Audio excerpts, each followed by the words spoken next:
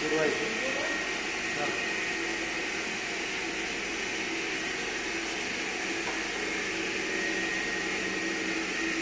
आता 2 मिनिटासाठी तर असं थांबायचं. नंतर हे बघा, हे असे भाग इकडे पकडायचे. म्हणजे 4 पॅरामीटर.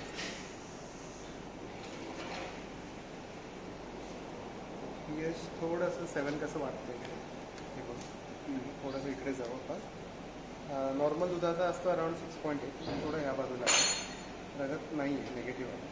नायट्राईट नाही आहे, नायट्राईटमध्ये विषाणू नाही आहे त्याच्यामुळे हे पांढरं आहे. ल्युकोसाइड्स पण अराउंड 1 लाख असं नॉर्मल असतो, ते ओके आहे. पण हे पीएच थोडंसं ह्या बाजूला असं वाटतं जास्त. कॅटलॉगर कळू शकतो चौथा पॅरामीटर कुठला? ल्युकोसाइड झाला, ल्युकोसाइड्स, नायट्राईट नायट्राईट झाला आणि ब्लड नाही. रक्त काही नाही आहे, हे निगेटिव्ह आहे. नायट्राईट हे पांढरं